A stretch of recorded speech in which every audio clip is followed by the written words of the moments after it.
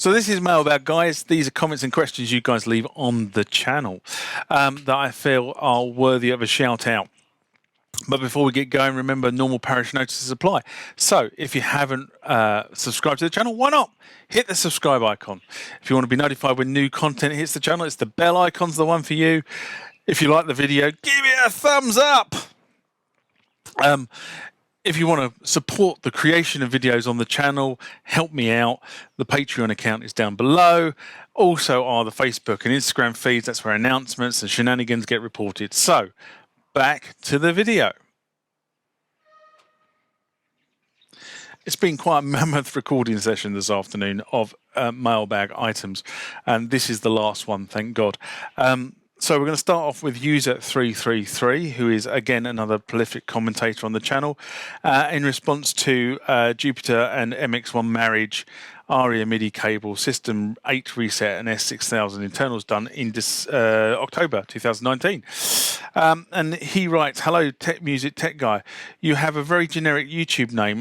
If I'm not logged into YouTube and I want to watch one of your videos, it's difficult to find you because every man and his dog is a tech guy or a music tech guy. I can also relate to your thought of not going to immediately jump in and buy all those new rolling kits." Absolutely. Do you know, branding is a real problem on YouTube? It really is a problem. When I came up with the concept of this channel 5 or 6 years ago, there was nobody really doing what I do, for starters. So that was why I decided to do it. There's nobody in the space, and the thing I found is a number of people have jumped into this space and they've actually used a variation of my name. So you know, this tech guy or that tech guy, as you rightly say, and there's nothing I can do about it. Absolutely nothing I can do about it. The one thing is, I do own the Music Tech Guy.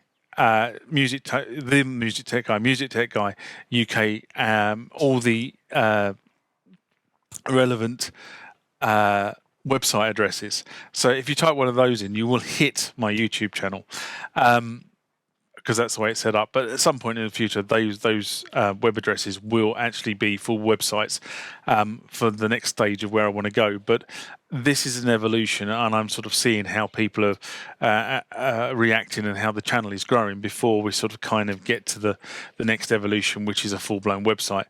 But it is something where I want to come, but it's just takes a little bit of time to get there. But I have played around with sort of naming and seeding and tagging and stuff like that, and so theoretically you should be able to find me.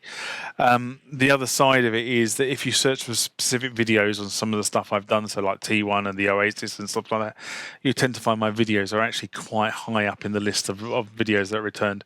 The bottom line is with this is that the way it all kind of works is that the more subscribers you have, the better your seeding is in terms of the search results that are returned to the user. So I know I say at the beginning of every video, but subscribing to the channel, supporting the channel is a way that this channel then gets to more people. And it is growing. It's growing quite well, and it's growing organically. And I know that every one of my subscribers, every one of my 1.8 thousand subscribers who have subscribed to me are genuine people. You know, there's none of this sort of buying subscribers off the shelf, because at the end of the day it doesn't work with the channel, because they're phantom subscribers. And I've done a piece, actually, funny enough, there is some pieces about monetization of YouTube channels that I haven't posted yet, but I've actually recorded them. So but the bottom line is the channel's never designed to really make money. It's designed to build a community, and I think that's what it's doing quite well at the moment. The next one comes from Danny B. Funman. In response to this Roland System-1 video I did about firmware upgraded in January 2020. And he writes, "Thank you so much. Very lovely explained. Yep, date with no problems. I also have 2 keys that don't work. Is there any way out to reboot them or reconfigure it so that they do work? Yours, Danny B." Well, thanks, Danny, for the feedback. Feedback is always welcome. Constructive criticism is always welcome. I've always said that. So I'm assuming that the keys that you're referring to are note keys, not as in panel keys. I'm afraid that a number of people have commented that the keyboard on the System-1 is not really up for the environment it was aimed at. So it was kind of, the whole of our ARIA equipment was really aimed at sort of that DJ live production environment. Beats, DJs and beats and that sort of stuff. And I've personally never had an issue with the System-1, but then my System-1 has always sat in a studio where it's smoke-free because I don't smoke. It's drink-free because I tend not to allow drinks around my keyboards. And I always cover the keyboards up when they're not in use.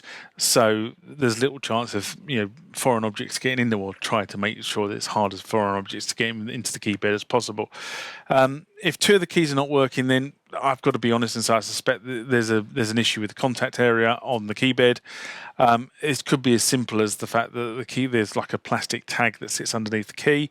And when you press the key, that plastic tag makes contact with some sort of contact that sits underneath it. It could be as simple as that's broken. So you can go and get a new key. Or it could be some problem with the PCB. So that's the printed circuit board that sits underneath where the contact makes contact too. There could be an issue there. I'm afraid you're going to have to take it to pieces to actually work out what's going on, and actually look at the keyboard and see why you're having problems there. The bottom line is it's probably happened because I don't know whether it was you or whether it was a previous owner has hit the key too hard. So if you're doing things like triggering, so you're doing... Now this is designed to take damage, to take abuse, really. But when you're doing that on a System-1, if you're using it to trigger something or trigger an arpeggio or something like that, and you're really hitting it hard, that could be where the problem has come to. But you are going to have to take it to pieces. The good news is that the System-1 is relatively new, and therefore you should still be able to get parts from Roland. So you're not going to have to go to sort of like the bucket shops of Cintar and various other places. So that's good. The only thing is I suspect they're not going to be cheap. And the last one comes from Alfredo Paris, and he writes, in response to Behringer RD8 upgrade I did at the beginning of, beginning of February 2020. And Alfredo writes in capitals, I might add. Hello, when I try to update, the PC says the driver isn't right and the RD8 disappears from the W10 sound module list. I can't upgrade my RD8.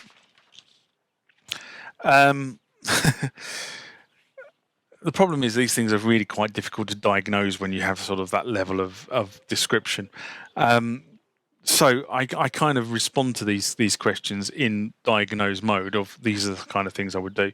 Firstly, you said PC. I'm assuming this is a PC, not a Mac. The reason for asking this is because, for whatever reason, I don't know why, and it was missed out on a lot of the documentation.